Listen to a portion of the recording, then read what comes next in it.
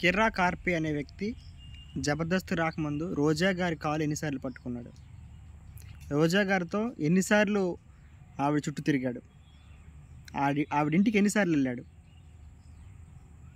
ఇంత నీచంగా వాడిపోయిన రోజా, సిగ్గులేని రోజా అని చెప్పి అంటే నువ్వెంత నీ బతుకెంత అని చెప్పేసి అంటే అది పద్ధతి కాదు. ఈరోజు ఒక 100 రూపాయలు నాకు అక్కడ ఉందని చెప్పి ఇంటి మీద కూర్చొని రోడ్డుంట పోయే వాళ్ళందరినీ కుక్కల్లా చూడడం కరెక్ట్ పద్ధతి కాదు. ఒకప్పుడు మన పరిస్థితి అంటే ఆ 100 రూపాయల కోసం ఎంతమంది దగ్గర ముష్టెత్తుకున్నాం, ఆ 100 రూపాయల కోసం ఎన్ని కష్టాలు పడ్డాం. అవన్నీ మర్చిపోయి ఈరోజు ఇంత నీచంగా, ఇంత నీచంగా ఒక బతికేనా?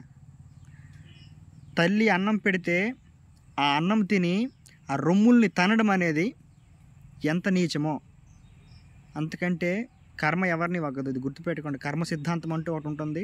కర్మ ఈజ్ ద రిటర్న్స్. ఖచ్చితంగా కర్మ అనేది రీబ్యాక్ అవుతుంది. అయినప్పుడు మాత్రం ఖచ్చితంగా ఆర్పి గారు చాలా ఇబ్బంది పడతారు. మీరు చాలా రకాలుగా ఇబ్బంది పడతారు. ఎన్ని రకాలుగా ఇబ్బంది పడతారంటే మీరు నిజంగా చెప్తున్నాను, మీ గురించి పుస్తకం రాయాలన్నా సరే పక్కవాడు కషాయం పుడుతుంది. అంత నీచంగా ఇబ్బంది పడతారు. గుర్తుపెట్టుకోండి. కాలమే సమాధానం చెప్తుంది దీనికి. ఖచ్చితంగా మీరేంటంటే ఎవరండ చూసుకున్న వాళ్ళు గరుస్తున్నారో నాకైతే అర్థం కావట్లా. గుర్తుపెట్టుకోండి, మన పవన్ కళ్యాణ్ గారు మిమ్మల్ని ఎవరి లాభం వాళ్ళు లేకుండా ఎవరికి రక్షించారండి. పవన్ కళ్యాణ్ గారు రక్షించారు, చంద్రబాబు నాయుడు గారు రక్షించారు. ముందు మనం చూసుకోవాలి. నోరు ఇచ్చాడు కదా ఈశ్వరుడు ఇష్టానుసారంగా రాలిపోతే ఖచ్చితంగా దీనికి అనుభవిస్తాం మనమే. కార్యకర్తలు అనే వాళ్ళం కార్యకర్తలాగే ఉండండి. దయచేసి అధికారంలో ఉన్నామని చెప్పి మనమే సీఎంలా ఫీల్ అయిపోతే మాత్రం చాలా ఇబ్బంది పడతాం. మనం జస్ట్ కార్యకర్తలం అంతే. ఎందుకు అధికారంలో ఉన్నాం, మన పనులే మనం చేయించుకోవాలి. లేదంటే మనకు మేలైతే మన ఈదిలో ఉన్న 10 మంది పేరు చేయించుకోండి. ఒక 1 year ఒక 2 years చెప్పుకుంటాడు పలానా వ్యక్తి మాకు ఉన్నాడు రా బాబు అని చెప్పి. అట్లా కార్యకర్తలు బిహేవ్ చేయండి అయ్యా. దేనికి ఇలాగా అధికారం లేని వాళ్ళని ఇష్టానుసారంగా తిరగడము, అధికారం పోయిన వాళ్ళని ఇష్టానుసారంగా తిరగడం, ఇదేం పద్ధతి చెప్పండి? ఇదేనా పద్ధతి? ఇదేనా సంస్కారం? ఇదేనా నేర్చింది కనీస ఇంగిత జ్ఞానం? బుర్ర బుద్ధి లేకుండా నోటికి వచ్చినట్టు రాలిపోవడం అనేది సభ్యత సంస్కారమేనా? ఇదేనా నువ్వు నేర్చుకున్న జ్ఞానము? ఆలోచించండి అయ్యా. కార్యకర్తలు అటు గుర్తుపెట్టుకోండి. ఇష్టానుసారం కేసులు పెట్టేస్తే మాత్రం రేపొద్దున మనమే ఇబ్బంది పడతాం. ఇష్టానుసారం కేసులు పెట్టేస్తాం, ఇష్టానుసారంగా అరెస్టులు చేయమని చెప్పేస్తాం, అరెస్టులు చేసేస్తాం. నో ప్రాబ్లం, ఇది పెద్ద మ్యాటర్ ఏం కాదు. చేయించేస్తాం. చేయించిన తర్వాత ఖచ్చితంగా బాధపడేది ఎవరు? వాళ్ళకి అధికారం రాదా? అన్నీ రాసుకుంటారు వాళ్ళు. అప్పుడు మళ్ళీ గుర్తు వస్తుంది మనం, అర్రే ఎందుకు ఆ రోజు అలా చేసామరా అని. ఎందుకు వచ్చింది? మన పిల్లం మన పిల్లలు మనం ముందు బతుకుదాం. ఎవరి కోసం మనం ఎందుకు వాళ్ళ కోసం మనం కుక్కల్లా మారడం? ఇది గుర్తుపెట్టుకోండి. ఏ అధికారంలో ఉన్న వ్యక్తి చెప్పినా ఒక మాట గుర్తుపెట్టుకోండి, ఆడి పనులు చేయొద్దు. మనం ఆడి అధికారంలో ఉన్నప్పుడు మనం ఎంతవరకు మనకి ఏ ఉపయోగపడుతుందో అది చేద్దాం.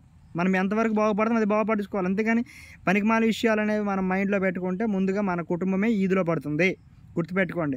అధికారం ఈరోజు ఉందని చెప్పేసి ఇష్టానుసారంగా రాలిపోతే మాత్రం ఖచ్చితంగా మనం ఇబ్బంది పడతాం. ఓకేనా? కిర్రా కార్పే గారికి ఉంది ఇది పద్ధతి మాట్లాడట్లేదు.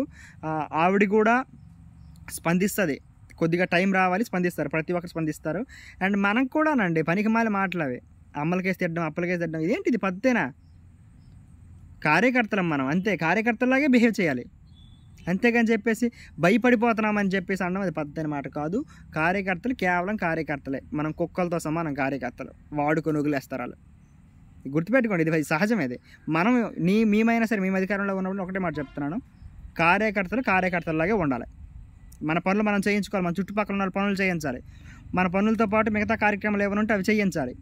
అంతేగాని ఇంకేంటి పనికి మళ్ళీ వాళ్ళకి మనకు అర్థం కాదు. దరిద్రంగా ఇదే అమ్మలకేసి తిట్టిస్తావా? ఏం మాటలు ఇవి?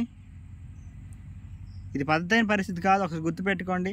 వ్యవస్థ అనేది మనకి మాట్లాడే అధికారం ఇచ్చిందని చెప్పి ఇష్టానుసారంగా మాట్లాడడం అనేది కూడా పద్ధతైన మాటలు కాదు. అధికారంలో ప్రతి ఒక్కరు కూడా గుర్తుపెట్టుకోవాల్సిన విషయం ఏంటంటే ప్రతి ఒక్క మాటను మాట్లాడేటప్పుడు సభ్యత సంస్కారంతో మాట్లాడడం చాలా మంచిది. శుభం. జై జగన్, జై హింద్.